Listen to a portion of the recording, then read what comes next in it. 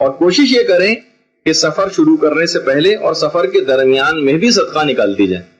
اور صدقے کی اکثر آپ میں سے خواتین اس مسئلے سے واقف ہوں گی کہ صدقے میں ضروری نہیں کہ ہمیشہ کہ کوئی مستحق یا فقیر ہر وقت آپ کے سامنے ہی رہے، حتیٰ کہ اس جو عمومی جو صدقات ہیں اس طرح کے، اس میں سید اور غیر سید کا بھی فرق علماء نے نہیں رکھا ہے.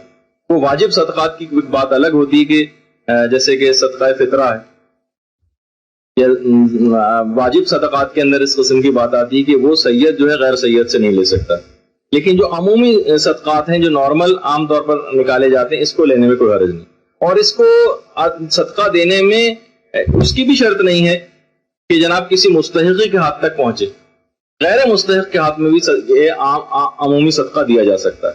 تو ہم سے ہو سکتا ہے کہ ہماری جو ساتھی کوئی ہو، وہ ہو سکتا ہے کہ آپ سے بھی زیادہ جو ہے وہ مالی حیثیت ان کے مستحکم ہو، لیکن ان کو بھی آپ دے سکتی ہیں. اور ان کو بھی لینے میں کوئی عار نہیں ہونا چاہیے کہ گویا یہ اپنی بلا ان کے سر پہ ڈالنا چاہ رہی ہیں، انہوں نے لے لی تو یہ بلا ان کے سر چلی جائے گی. صدقے میں اس قسم کا کوئی بھی کانسیپٹ نہیں ہوتا. خیر اس کی بڑی تفصیل ہے، یہ تو میں بہت جلدی سے کہہ کے گزر کے، سوالات آپ کو بہت ہوں گے، لیکن فقہی مسئلہ یہی ہے جو میں نے آپ کی خدمت میں بیان کیا. اچھا، پھر مومنین کو آپ اور جو قریبی رشتہ دار ہیں ان کو اپنے آپ سفر سے آگاہ کریں تاکہ وہ آپ کے لیے دعا بھی کریں. اور جس وقت آپ سفر کے لیے نکل رہی ہوں، سورہ الحمد پڑھتے ہوئے نکلیں.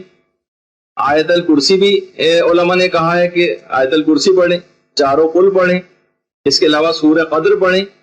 سورہ آل عمران کی آخری آیات پڑھنے کی تاکید آئی ہے سفر پر جانے سے پہلے. ان فی خلق السماوات والارض سے لے کر اور تخلف المیعاد تک، یہ سورہ آل عمران کی آخری آیتیں، یہ اگر پڑھ کر نکلیں تو انشاءاللہ سفر بالکل بخیریت واپسی کا ہوگا. اور اسی طریقے سے سورہ توحید کو 11 مرتبہ پڑھنے کے بعد اپنے بدن کے اوپر ہاتھ پھیریں تو جسم و جان کی سلامتی کے ساتھ انشاءاللہ واپسی نصیب ہوگی مسافر کو. تو سورہ توحید کو 11 مرتبہ پڑھنے کے بعد جسم کے اوپر ہاتھ پھیرنا. اچھا، اسی طریقے سے 3 مرتبہ ایک چھوٹی سی دعا کا پڑھنا مسافر کے لیے سفر پر جانے سے پہلے، اس کی بھی تاکید آئی ہے. سبحان اللہ والحمد للہ ولا الہ الا اللہ. تسبیحات اربعہ میں سب سے آخری والی تسبیح بس نکال دیجئے، واللہ اکبر والی، وہ اس میں تذکرہ نہیں ہوئی. اگر جب وہ بھی پڑھ لیں تو کوئی حرج نہیں، لیکن بہرحال سے 3 مرتبہ اس کا پڑھنا یہ بہت بہتر قرار دیا گیا سفر پر جانے سے پہلے. اس کے علاوہ جس وقت گھر سے باہر نکل رہی ہوں آپ اور قدم باہر نکال رہی ہوں اپنے گھر کے دروازے سے، تو اس وقت کلمات فرج پڑھتے ہوئے قدم باہر نکالنے کی تاکید آئی. لا الہ الا اللہ الحلیم الکریم سے جو کلمات فرج شروع ہوتے، وہ آپ توضیح المسائل کے اندر بھی دیکھ سکتی ہیں، وہ آپ دیکھ لیجئے گا. اور صدقہ دیتے ہوئے گھر سے باہر نکلیں. بلکہ چھٹے امام تو یہ جملہ تک ارشاد فرماتے ہیں کہ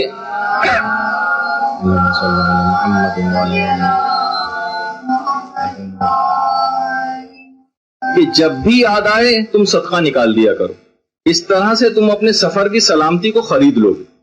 واقعی صدقہ ایک ایسی چیز ہے کہ جس سے ساری بلائیں اور سب دور ہو جاتی ہیں. مسافر جب سفر کے لیے نکلنے لگے تو پیغمبر اسلام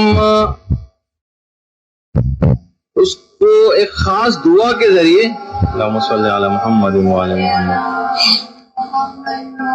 ایک خاص دعا دیتے ہوئے رخصت کرتے تھے اور کہتے تھے کہ پروردگار عالم تم کو پرہیزگاری عطا کرے اور تمہاری توفیقات میں اضافہ کرے، تمہارے گناہوں کو معاف کرے، اور جدھر بھی تم رخ کرو تمہاری نیکی تمہاری طرف متوجہ رہے. یعنی پیغمبر اسلام دعا دیتے ہوئے لوگوں کو اس انداز سے رخصت کیا کرتے تھے. اور جس وقت آپ سواری میں اور بس میں اپنی بیٹھ کے جانے لگیں اس وقت بسم اللہ الرحمن الرحیم کہتے ہوئے قدم رکھیے اور سبحان الذی سخر لنا ھذا وما كنا له مقرنین وانا الی ربنا لمنقلبون، جو کہ سفر کی دعا ہے، قرآن کی آیت بھی ہے. تو یہ اس کو آپ پڑھتے ہوئے جو ہے وہ بس کے اندر سوار. اور ایک اور چیز بھی ہے دوران سفر کے، سفر کی ہر رات آیت الکرسی پڑھنا. تو چھٹے امام جملہ ارشاد فرماتے ہیں کہ جو شخص بھی سفر کی ہر رات، اللہم صلی علی محمد وعلی محمد،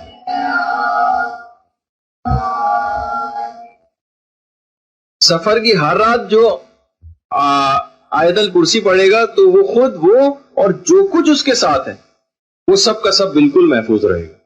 تو سفر کی ہر رات آیت الکرسی پڑھنا. اور دوران سفر وہی میں احتیاط پھر دوبارہ کہہ دوں کہ کوئی سفر کے دوران کوئی نماز آپ کو قضا نہیں کرنا. یہ برکتی کا ایک سفر ہو جائے گا